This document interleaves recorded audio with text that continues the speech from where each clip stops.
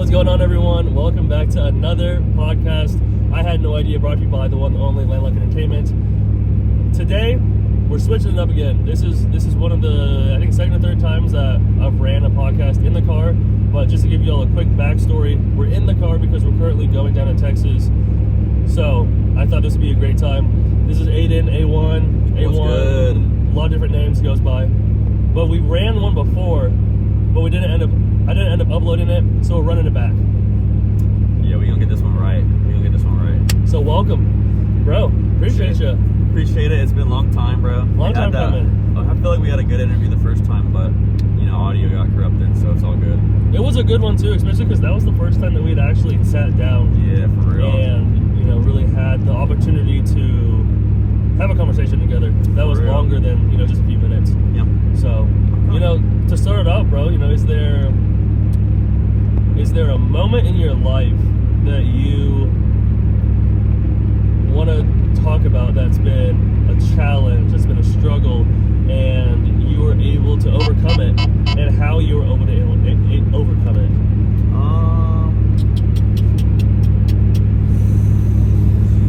Sponsor, please. Damn, you hit me with like the hardest question possible off rip, so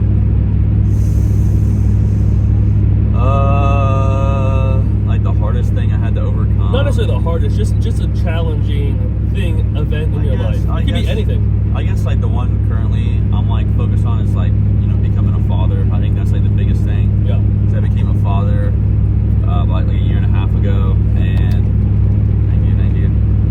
It's a lot of tough work, but it's like I didn't grow up with my dad very much, so it's kind of tough, figuring out how to be a dad on my own.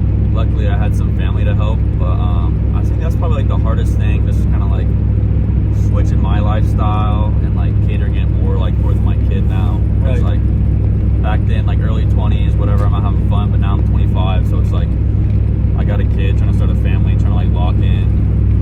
I think that's probably like the biggest like obstacle, I'd say, at least like the one that's like on my mind right now. Yeah. What's something that has surprised you about becoming a father that maybe you didn't expect? And then what's something that you really enjoy that you had no idea that you would get that enjoyment from? Yeah, dude, like being a father, like other parents will be able to relate. It's like other parents will be able to relate. It's like natural instincts are like coming into play, like you're like, everyone has like their natural survival skills, right? Fight or flight. But it's like when you're a parent, it's like that like X5, because not only are you trying to like fight or flight for yourself, but like you fight or fighting for your kid, right? Yeah. It's like something will happen where he may not be safe, and like my instincts kick in right away, or it's just like I'm always just kind of like focused on what he's doing and like making sure he's okay. And that surprised you? Yeah, because like it just like sometimes I don't even control it. Sometimes it's like boom, like freaking like I'm here. Like sometimes I'll be asleep and then I wake up and I'm over my son in his bed because like I hear him crying. And it's like I don't even think about getting up. I'm just there instantly. You know what I'm saying? Yeah. Okay. It's pretty interesting. Like the coolest thing would probably be like just like sense of pride. Just like knowing that like I'm raising this kid and like he's my son and like I want to raise him the right way, and just kind of knowing that like you're doing the right thing. Yeah. I think that's probably like the biggest biggest accomplishment I feel, is just feeling like I'm doing something right. Yeah, that's beautiful. And do you think that it's more important for you to be such a big role model for your son, just because, like you said, you kind of didn't have maybe your dad in your life as much as you have liked and wanted to when you were growing up? Yeah, dude, 100%. Like, you really want to be there for him. Yeah, like I definitely. So like for the backstory, for those of you who don't know, so I basically found out I had a son like when he was 2 months old. So I didn't even know about like pregnancy, didn't even know about birth, none of that kind of stuff. Bro pulled up and said, "Hey, bro, I just found out I had a kid." I was like, and we didn't even know each other like that. I was like, she was crazy. But it's like me and the mom are on good terms though. But like she just kind of hit me saying like, "Hey, this is your kid. Like, I don't want any money from you. I just want to let you know this is your kid." I'm like, well, if it's my kid, he's gonna be my kid. He's gonna be in my life, because I never had my dad really. So it's like I want to break the cycle and give my son the best life he can be. Also, he's super chill. He's such a chiller. Like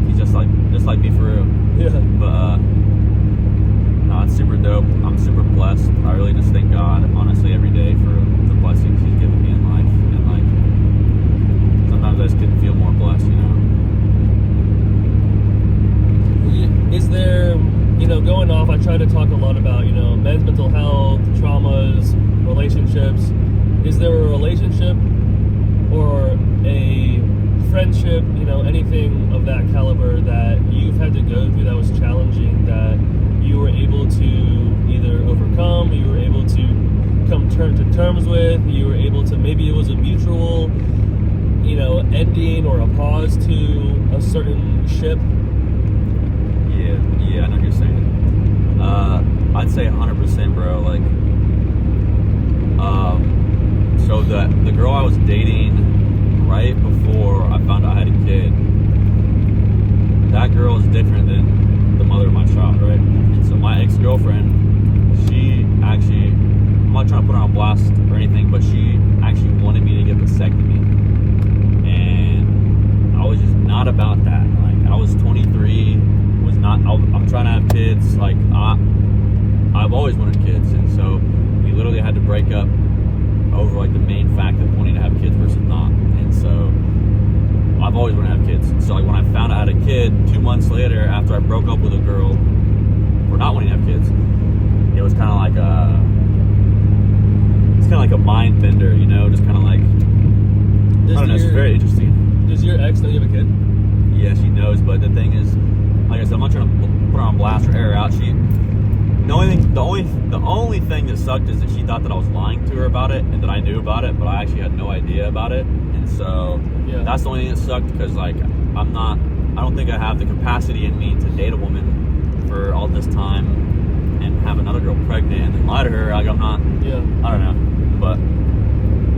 So with that, obviously a lot of challenges and a lot of probably of your own personal things, and breakups are very, very challenging. What was there something that you were able to find or do, or a hobby or activity that helped you through that, the grieving process of breaking up? Because I know you were very, very invested, and you loved, from what I've heard from your stories, you really did love this woman, and you potentially saw a future with her. Yeah, no, that's why we were talking about kids, because I saw a future with her. But at the end of the day, like, I don't want to go too deep into this kind of stuff, but like, I've been in a lot of relationships where I feel like I wasn't happy. Like, I felt like being in the relationship would make me happy. I thought that that's where my happiness would come from. But then I had to give up so many other things that I liked. Like, for example, this last girl, she hated when I also make music and I do stand-up comedy. I like to golf. I like to, play outside activities. Like, I like to watch sports. Like, she'd hate when I do everything. Every single one of my hobbies, she hated if it wasn't spending time with her, and I was fine with it, because it's like, whatever, I had a girlfriend. And after a while, I was like, wow, it's like, how happy really am I? And then after we broke up, I was like, wow, I really wasn't even that happy, because I had to give up all these things I love doing just to make someone else happy. So I was sacrificing one happiness for another happiness. And then it kind of clicked in my head that I was like, well, I feel like I did that in all my past relationships. I'm like, I'm just not going to do that anymore. I'm not going to sacrifice what makes me happy just to make someone else happy. If they really love me, then their sacrifice is going to be not making me sacrifice what I want to do. You know what I'm saying? So you learned a lot from that. You finally had that 100%. Realization of like, okay, this has been a pattern, and this is something that I've always kind of done. And it was kind of the final, wait a second, this is not what I want. This is not the healthiest for myself. So you came to that realization. It was like the final gear clicking almost. And then after we broke up, I think that was probably the easiest breakup I ever had, just because I had that new mindset that I was like, man, I don't even know if she was right for me from the rip. And then I just kind of had a new mindset that was just like I would just kind of date girls because I wanted to date them, but it wouldn't. This is I wouldn't be picky enough, and I don't want to sound make it sound like I'm just a picky guy. No girl's good enough for me, but it's just I feel like I would look past red flags. I would be, oh, whatever. She's hot. I don't even care. Red flag. Who cares? She's hot. But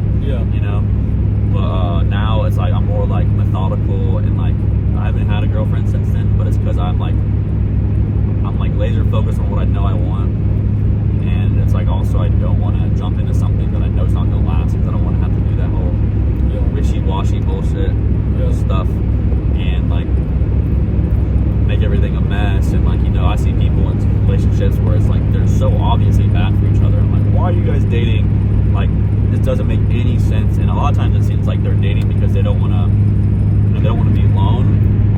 that's gonna make them unhappy. But then it's like they're digging themselves so deep in these holes in like these relationships that it's like there's like no point of it even lasting, and so you're just gonna be dragging it out until both of you guys eventually get hurt. And I feel like you know exactly what I'm talking about. Like, you see people in relationships and you're like, this does not look like it shouldn't even be happening right now. Yeah, I definitely post about that a lot because it's sad to see, and I wish people were able to, see it differently. And I think a lot of people don't ever want to do the work to try to be happy with themselves, which is challenging, especially now with so much social media presence and just so much distractions that we have, and so many more obstacles and things that are taking our attention left and right. It's really easy to get distracted, or to get, if you don't feel good about yourself, you can go and scroll for 4 hours and forget that you hate yourself.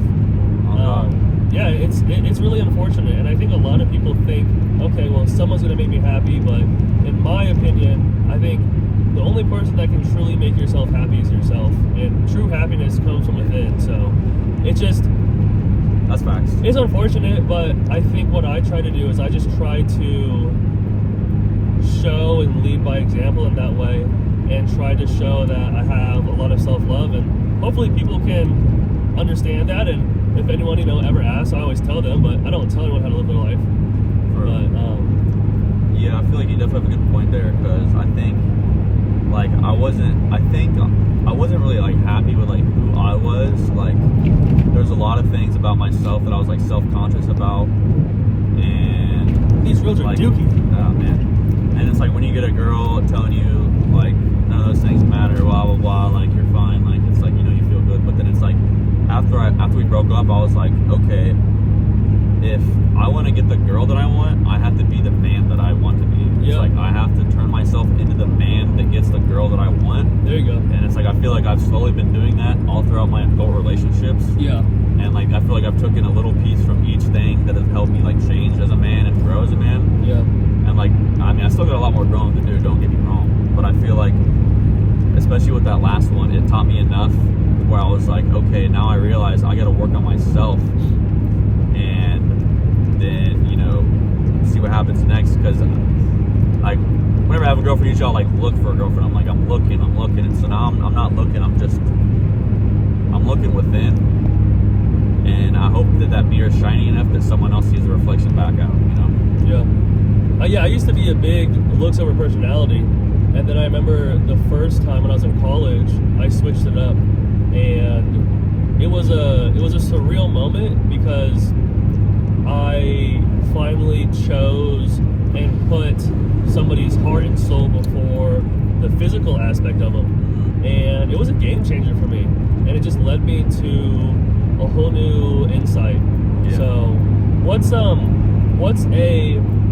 your biggest red flag when looking at a relationship? Like, is there something that's a non-negotiable, if any? Like, I'm sorry. I'm so sorry. Actually, not really sorry, but if she does OnlyFans, that's an absolute red flag. I feel like that's a lot of guys' red flags. Even if it's solo? Like solo stuff? Bro, nah, I can't. Because it's like, realistically, I want that to be my girl. Yeah. And I want to be able to provide for her to where she doesn't have to, rely on money from OnlyFans. I'm not hating on any woman that does that. Women, you can do whatever the fuck you want. You're a grown-ass woman. You can make your money. Hustle. I respect it. But personally, that's like the biggest red flag. Yeah. But that's kind of like a cop-out, I'd say. Just because I feel like a lot of guys have that same red flag. But it's pretty common nowadays. Yeah. I'd say like the biggest red flag is like trust or communication issues. Like specifically with my last ex-girlfriend, she never trusted me. That's why she never wanted me to go playing golf, softball, rapping. She thought I was gonna cheat on her. And then like communication issues when like people can't communicate like what they're feeling. Yeah. Or like, I think those are just, I wouldn't say those are the biggest red flags, but I feel like those are the two biggest green flags I look for, is like communication and trust. Yeah, those have to be very apparent. Like, I'm very trustworthy. Like even like the girlfriend, my last ex, the girl I was dating before that cheated on me. I was like, oh, I moved on, whatever, it's fine. It's a new girl. But the girl I was dating, her ex also cheated on her, but she could never get over that. And she just always thought I was cheating on her. It was nonstop. Like I said, I'm not trying to air you out. I know you're not watching. I'm not trying to air you out. But it's just like No, a fan of Landlocked? there's no chance. But that's just like, yeah. And it's hard, bro, because that's a really hard part. Is like when people get cheated on or they get treated a certain way. A lot of times it rewires their brain, and they start to think or assume that everyone's like that, or everyone's out to get them, or everyone's gonna cheat. And that's such an unfortunate part. I know cheating's always been around, it's always been a thing, but I feel like in our generation at least, it's almost become more common. Do you have a take on that? What I'd say is like I think the people that are in real relationships, like really in love with each other, I think that's still solid. But I think a lot of people just hop in relationships just because they don't want to be single or lonely, and they're not really in love with that person, and then they cheat. And it's like, you know what they always say? It's like, well, if you really loved them, you would have never even cheated in the first place. And I kind of agree with that too. And do you believe once a cheater, always a cheater? I mean, like physically, yes. I mean, like once you're a murderer, you're always a murderer, you know. But like, I think that people can be redeemed as well. Okay. I would never get back with a girl that cheated on me. So that's a non-negotiable then. Yeah, I mean, I think that some of these things that are non-negotiables, I feel like are just kind of like standard, but like You would think. I think they've gotten so like watered down in today's society that it's just like, who cares? I mean, like I'm not gonna hate on anyone for doing whatever they want to, their love life, be with whoever they want to for however long, however many people they want to be with. I think it's just me personally. Yeah. But where were we at? Talking about I was saying that's a non-negotiable. Yeah. I mean, I think cheating's become more glorified. I mean, like you hear in like rap songs, like I took your bitch or whatever. Hot Girl Summer. And then Hot Girl Summer, and just then like being more, yeah. And like I feel like the materialistic relationship has caused more cheating. Like people only wanting to be with somebody for like the benefits of the posting clout or material things. And so I think, I don't want to say it's gotten like more popularized, but I think it's gotten more like normalized, accepted. Like people are like, oh, like they cheated, like oh, it makes sense because like so many people cheat now. And it doesn't help too, bro, that we have celebrities that are posting about it and they're almost happy about it, you know? Yeah. That's a huge thing that I think about with celebrities. Like, it's not only they have a huge platform and I don't feel like a lot of them are using it for the right things, but they're also airing their own personal lives in, I think, the wrong way. Because if I'm in a relationship, I'm not going to go and tell the whole world what happened. You know, I'm going to try to keep it just with that person and to have those conversations. Because some of these celebrities, they find out from someone posting on the story. Yeah. That's crazy. Yeah. So like with that, like I mean, like I kind of agree. I mean, like me personally, I wouldn't air it out too much, but at the end of the day, each person has their own love language, and sometimes maybe someone's love language is public, like someone's love language is like showing the world that they're in a relationship. Like someone's love language is showing, hey, this is my spouse. Some people that might just be their love language. They want to show the world, hey, this is my spouse. And so like, hey, we just made it to Oklahoma. Well, can I say something about that real quick? Go ahead. It's funny you say that, bro, because 3 years ago I made a video about a new love language. I'm a huge advocate about love languages, but I think a new kind of type of love language is posting is showing off. And I guess that could technically be a part of other ones, but it's such a big thing now where you go to some people's, Instagram pages and it's almost the fan page of their relationship, which is fine. You do whatever you want, but it's such a big thing. Some people who never post on Snap, especially guys, will start posting when they're in a relationship with a girl, and that makes the girl feel good. It makes the guy feel good. Sometimes what that though is, I'm not speaking for all of it, but I mean, like sometimes I'm sure it's like oh, you better be posting me so like all these girls know you're in a relationship, or like sometimes I don't want to say all of it, but I think a very small amount of times when it comes to like over posting your spouse may come down to like a little bit of insecurity, almost like you have to show the world that this is your girl so that no other guy hits on her or vice versa. Or like, oh, you don't love me if you're not posting me. And so I think that's only a small percentage, but I think definitely insecurity does play into some of the reasons why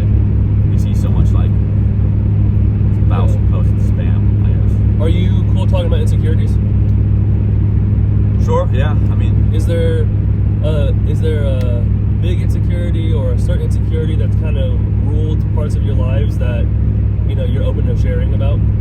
Yeah, I've always just been like super like skinny, like a skinny kid growing up. I mean, like I'm a little bit bigger now, like I've been working out a lot more, but like that's when it comes to like things where I was unhappy in who I was always just like a small kid. Like, I mean, I was fine with it, whatever, I didn't really care, but I was always just like super thin and felt like super self-conscious about it, like going to the pool, like taking my shirt off, whatever. Right. I mean, I never felt bad because I'd rather be skinny than like overweight, just because I don't know. But like that was just kind of like probably the biggest insecurity. And then I used to wear glasses a lot when I was a kid. So like a skinny kid with glasses is just Okay. like you're just asking to get picked on basically. And so like once I got rid of glasses and started like working out, and like I feel like I was kind of able to like overcome some of my minor like insecurities. Oh my gosh. Another insecurity is like sometimes I talk too fast or talk too quietly and people can't hear what I'm saying. That's an insecurity? Yeah. Really? I talk so much that I want to make sure people understand what I'm saying. Okay. And like I never knew that.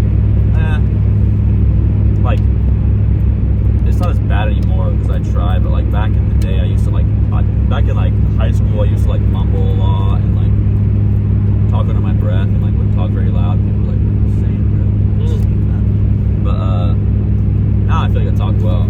But those aren't really like super hardcore things, but like I've never been super insecure about something because like I mean I've always thought like it's like each person is their own person, everyone's gonna live their own life, bro. Like it don't matter what anyone else thinks of you. I mean like to an extent it does, but like someone's opinions over like appearance or you know social stature or like you know like stuff like that. Yeah. I've never thought that matters, and I've always thought that people care too much about that. Like I mean to an extent you should want to feel good about yourself, but it's like I realize I'll never make everyone happy, so why try to make everyone happy? Yeah. Bro, thank you so much for sharing some of those. That's really awesome. For real. Appreciate that. You know, something I always forget, and I tell people too, you know, when I do these podcasts, I love that we're able to go, you know, we've talked a lot, but like with the voice thing when you're younger, I never knew that. So I get to learn so many new things about you. Yeah. I also forget to tell people with the podcast is like, you know, you're also more than welcome to ask me any questions. Yeah. So if you ever have anything you want to ask me during this time, you're more than welcome to, you know, ask whatever. Bet that. I'm gonna keep that in mind, man. Like I got you guys. I'm gonna catch them off guard. I'm catching them off guard. Never catch me off guard. You know, with as you've gotten older and you know you've had more life under your belt and you've had more experiences, is there anything that you look back on in your life that changes the way you think? Like, oh, maybe in high school I was like this and you didn't really think about it, but now that you're older you're like, oh wow, that really helped me in the long run. 100%, bro. Like I have this screensaver and like you guys are not gonna be able to say like see what it says. Why not? Because it's gonna be reversed. But it literally says rejection is better than regret. I mean, if you look at it, if you reverse the video, you can see it. But so I like lived so much of my life like with regret because I was too afraid of rejection. Like specifically, like in middle school, I think is when it started. I was pretty outgoing when I was younger, and then like middle school, high school, I got a little bit more awkward. I used to take like ADHD medication to help with my grades. That made me like kind of socially awkward. Adderall? Nah, it's you probably haven't heard of it. It's called. Okay. Yeah, but like I would always just get super nervous and like socially awkward and just like would always want to do things but would be too afraid of failure, and like that kind of carried off like a little bit like past into high school to like past high school too, kind of like being too afraid to take a leap of faith in doing something, and it's because I was always afraid of rejection. Okay. And then like a couple years ago, like about when I had my son, I was like, dude, you know what sucks is rejection, but you know what sucks like 10 times more than rejection? Regret. And I was just living in a pile of regret like my whole like just like not my whole life, but for a while I feel like I was living like a pile of regret because I was afraid of rejection. And like even like when we started like filming together, I literally was just like, okay, so if I ask him to film, if he says no, that will suck. But if I never ask him to film and he said yes, that will suck way more. And so I was like, bro, you trying to film? And he's like, let's do it. And I was like, all right, work. Yeah, so I remember the first time he came up to me, I was just out filming by myself, and he was like, and I never usually let people film with me, especially if they've never done it before, because y'all know I'm strictly business. Yeah. But for some reason I was like, I guess I was just in the yes mood. Okay, pause. I guess I was just open-minded enough where I was thinking, because we had kind of briefly talked about it before. Yeah. So I thought, I could use the help, I guess. And because he asked and he caught me in a good time, then he was able to. Oh my gosh! Then he was able to help film that night. Dude, yeah, it's like the rest is history, bro. Because I mean, like, I've always wanted to do YouTube and stuff, and it's kind of been hard to like start my own platform. And like, I saw you with the platform, and I saw you like going crazy on the platform. Trying. I mean, locally, anyways. And I've always had ideas. I've always wanted to do it, and so I was like, bro, let's make some magic, bro. And but yeah, just going back to like rejection, bro. It's just like, I just can't, like, sometimes I'm like, whatever, I'm not gonna do something because I don't care that much about it. But anything that I know I will kick myself, anything that I've done this 100 times, next day or a couple hours, I'm like, should have done that. Anything, I'm like, well, I think, should I have done that if I didn't do it? I'm like, yep, I'm definitely gonna think that. Yeah. So then I'll do it, or I'll ask, or I'll say, and it's like, the worst outcome is not no. If you ask for something, or you're trying to do something and you're not sure if it's going to happen, maybe it's asking somebody else or something like that, the worst outcome is not no. Yeah. The worst outcome is never no. The worst outcome is you never having asked or pursued that, and them would have having said yes. So you missed out on an opportunity because you didn't even take the chance. That's what the real worst outcome is. Not even taking the chance. Getting no, that's great, because you know that you at least took the shot. And if you know you have the courage to take that one shot, then you know you have the courage to take the other shots. So no's are really just yeses that you're, like waiting for or practicing on, you know what I'm saying? Just redirecting. Yeah. No's are really just yeses that haven't happened yet. I don't know. Yeah. Clear. But hey, I don't know. No means no, though, on a real note, though. But for real, though, sometimes, though, you have to get told no. When it comes to consensual things. Well, yeah. We're talking about business things with. Yeah. So y'all don't, because this ain't muddy water. This is very clear. Because someone's going to be like, hey, yo. Like, no means no. We're just going to put that out there. But it's like sometimes it's good to get told no, because then it's better than getting told nothing at all. So do you have, if you want to share, like, do you have a regret that's top, that's number one, that you think about all the time, or that motivates you, or that drives you, or that gets you annoyed, or that gets you... Not really, because I really can't afford to live life like that, bro. Yeah. I can't afford to live life like thinking, damn. So you have regrets, but you don't soil in them. I can't even, like, if I tried really hard, I could think about it, but I try to just move on, because, bro, there you go. If it's in the past, what's the point of dwelling on it? It's just go for what's next. And so it's like, there is things I regret, but I really can't even think about them. Just like, you're not pondering those. You're on to the next. Yeah, I've just made it part of my life where I'm not even worried about anything like that. You know the phrase where it's, if you're depressed, you're living in the past. If you're anxious, you're worried about the future. Yeah. It's fun. So I think about that a lot. it's like crazy, because I'm like right in the middle sometimes, Yeah, for sure. I'd say there's like things where I'm super glad I did, like asking you to film, or like when I did my first rap show, I just like messaged this guy on Facebook. I was like, bro, can I rap this show with you? He's like, yeah. And then I ended up getting like every single other show I ended up doing stemmed from that first show. So it was at that first step that I took, hitting up the guy that I was almost too afraid to hit up to hop on his show. He let me do it, and then I ended up getting, all my other concerts from there, just from that first step I took. The first step is always the hardest. I don't care what anyone says. Yeah. The first step's the hardest. The second step is when you want to give up and you feel like you're not getting anywhere. that next step is going to be what's going to lead you to the next success or to the next level or to the next progress or the next checkpoint. And I want to illustrate that and just talk about that. It's so important because there's so many times where I've wanted to stop, I've wanted to quit, I've wanted to, with whatever venture or business I'm doing or relationship, and as long as I kept going, it ends up working out better I could ever imagine. Well, that's really how it is, though, because I mean, like, you always hear people say, it's like, don't give up your dreams, keep doing it, because the people that have made it, bro, they never gave up, and the people that give up just aren't gonna make it. And I mean, that's okay. Sometimes it's okay to quit things. I've quit many things where it's like it may have sucked, but I'm glad I did because it was better for me. For example, that relationship, that girl wanted me to do a little snip. No. Talk about the tubes. Yeah, well, she got the tubes, I got the. But anyways, I was like, no, I'm just not gonna. Yeah. And so. The only difference between winners and losers is that losers give up when it's hard, and winners keep going and keep pushing.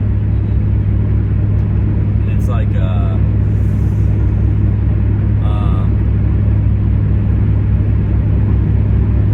want to quote something right now. I'm trying to think of something. You got none for Landlocked? No questions? No concerns? You think? Let me cook one up. Let them cook.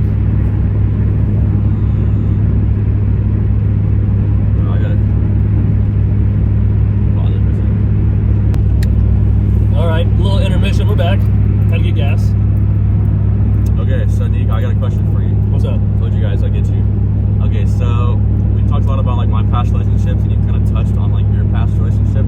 Like, what's something that like you like learned a lot from your last relationship, and then like what's something else that like is there anything that you learned during your relationship, or what's something that you learned after your last relationship?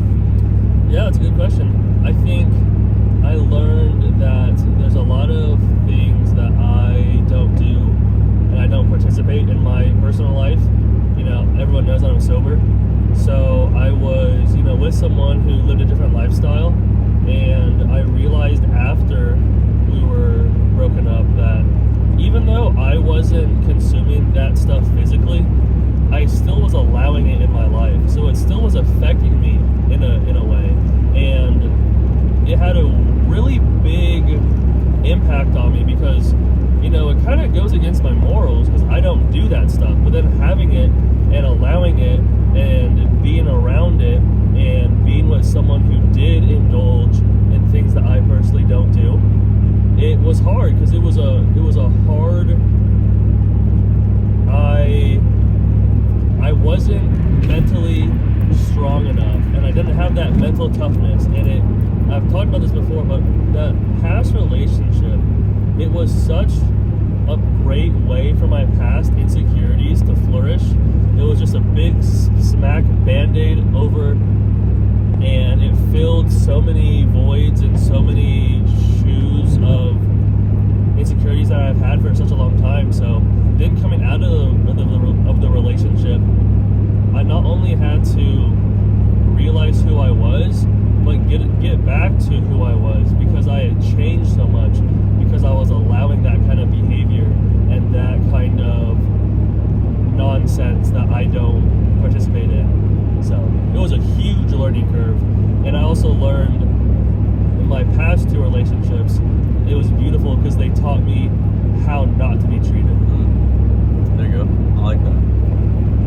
Well, it's not that I like that for you, but I like that answer. That's good. That's good. That makes sense, bro. I feel that for sure, bro. And I think it's beautiful too because it's, I could have been in relationships a lot longer, but thankfully back then with my abandonment issues, I couldn't let go to these people.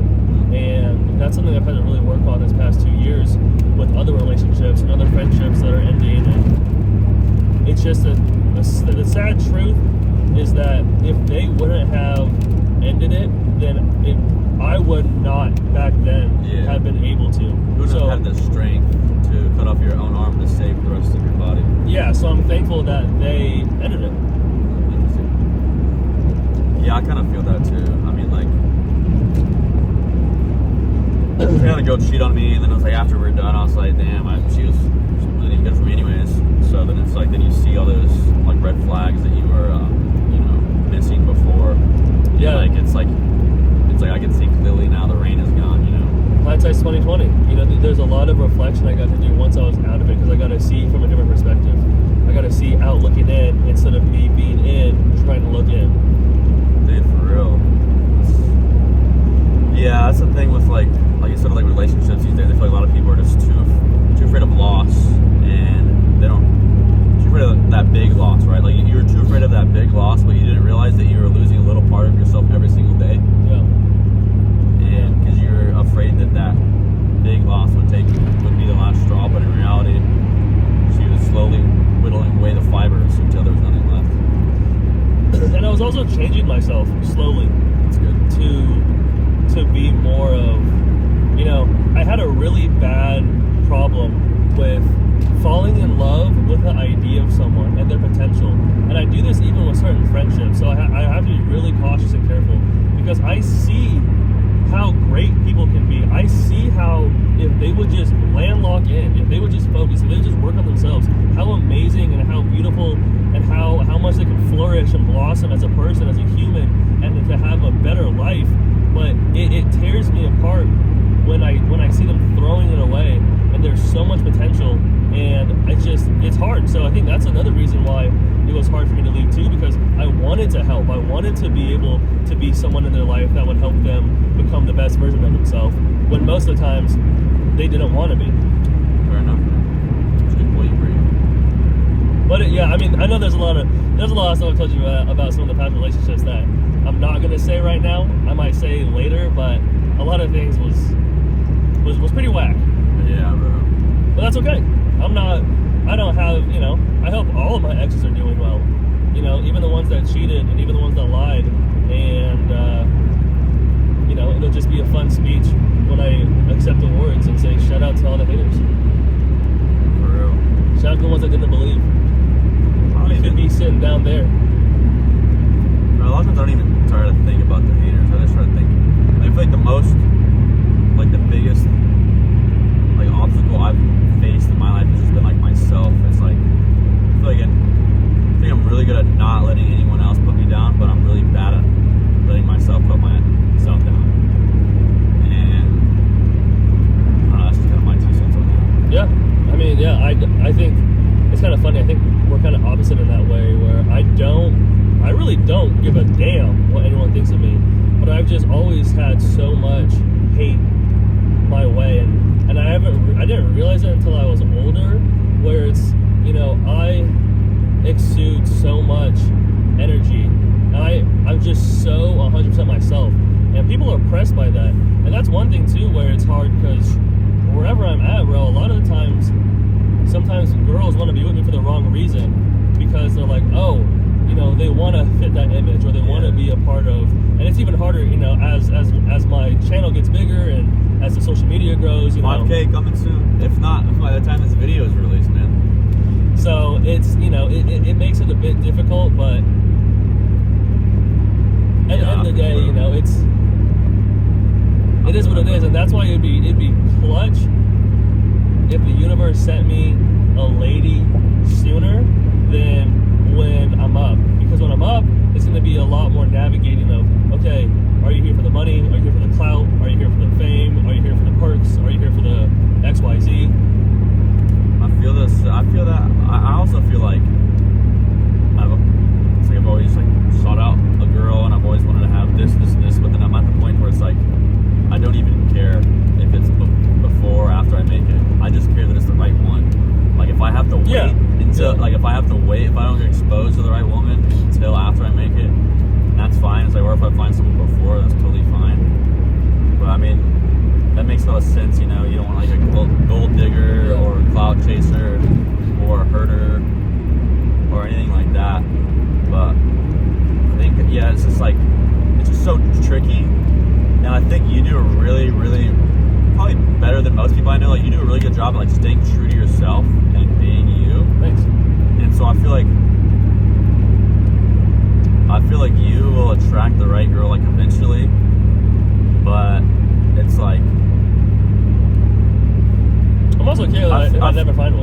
like you will. I feel like you have such a unique energy that I feel like once if you find someone with that energy, I feel like it'll like it's game over. That's what I'm saying, bro. It's game over, dog. So I feel like once like you find someone that matches energy, it's like all right, like it's a wrap. But it's like but here's the deal though.